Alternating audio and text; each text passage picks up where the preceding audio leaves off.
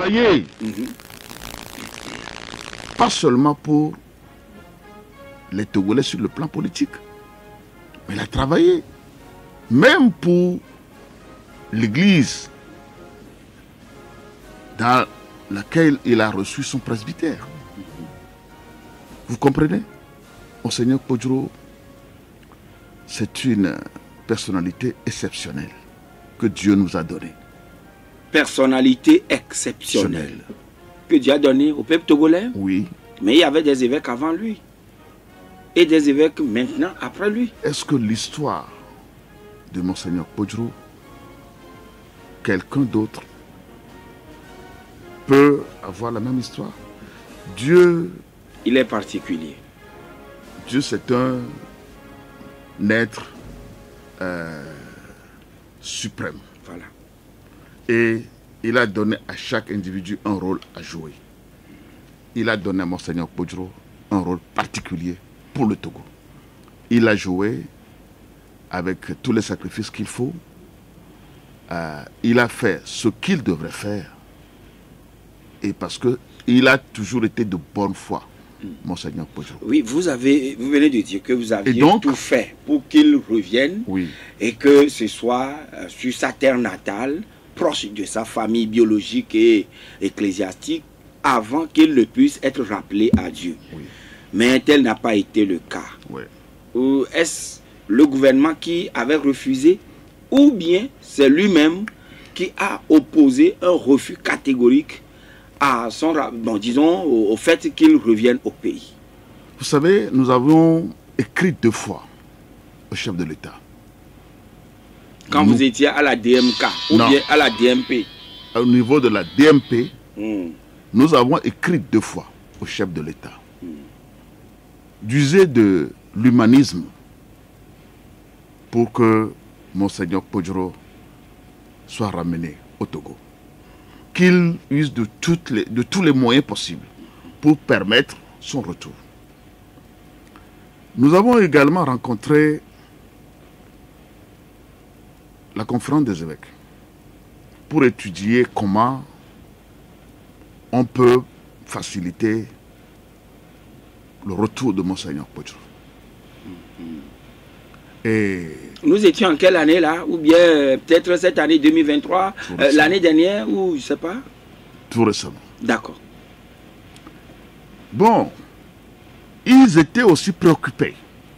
La conférence des évêques du Togo? Oui, préoccupés par la situation de Monseigneur Podjoro et cherchaient les voies et moyens pour le ramener. À chaque fois, bon, nous sommes confrontés au refus de Monseigneur Podjoro lui-même de rentrer au Togo parce que il estime que ceux qui gouvernent le Togo ne sont pas ceux qui devraient le gouverner. Et tant qu'ils seront là... Donc il tenait toujours à la victoire supposée donc de son candidat. Du candidat qu'il a soutenu. Voilà, du candidat qu'il a soutenu, Dr. Agbemé Kodjo. Tout à fait.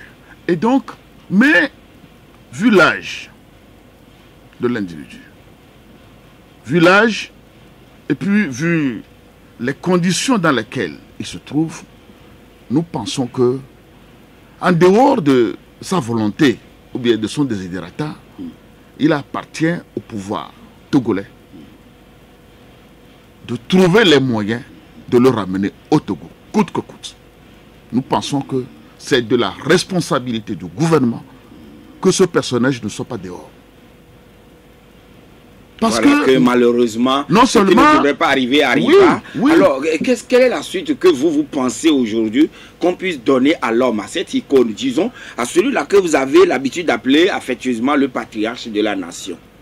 Le patriarche de la nation togolaise est malheureusement mort en exil, donc comme un martyr. Comme un martyr? Oui. Donc devrions-nous conclure qu'il était mort les armes à la main? C'est ce que nous avons déclaré hier dans notre conférence de presse. Monseigneur Podjoro est mort les armes à la main. Il est tombé sur le champ d'honneur. Et donc, on ne peut trouver un autre qualificatif que de le prendre comme un martyr. Parce qu'il a combattu pour que le Togo soit libre. Malheureusement, le combat n'a pas encore abouti. Mais nous espérons vraiment que sa mort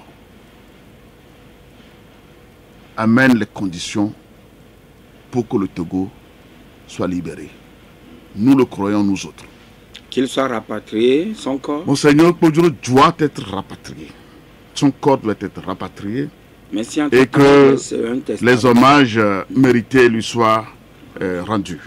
C'est notre souhait et nous l'avons même demandé hier dans notre conférence de presse que nous exigeons, nous demandons au gouvernement de tout faire.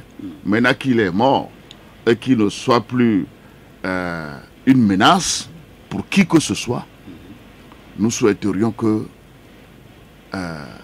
son corps soit ramené en toute dignité et que les hommages mérités lui soient rendus et qu'il bénéficie d'un sépulcre normal, digne de son nom et de ce qu'il a eu à faire pour l'ensemble des Togolais. En tout cas, d'aucuns l'ont appelé, l'ont qualifié aussi d'homme d'État, puisqu'il a eu à diriger la conférence nationale souveraine. Il a également été président du ACR, un parlement de transition. Ça, c'est tout à fait normal, c'est évident, c'est une évidence. On n'a même plus besoin de le dire, parce que tout le monde sait qu'il a dirigé la conférence nationale, ce qui n'est pas une petite œuvre. Oui.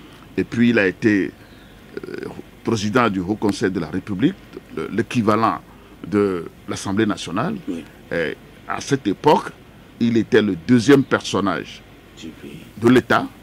Et donc, c'est tout à fait normal que des hommages officiels lui soient rendus. Alors, M. Gérard Adja, nous savons bien que la DMP sur le terrain ces dernières semaines. Entre-temps, vous étiez à Bafilo, à Nier, etc. Et puis récemment, c'était dans la préfecture de Wawa, où vous étiez. Chez Monseigneur Podjoro. Chez Monseigneur Podjoro. Qu'est-ce que vous étiez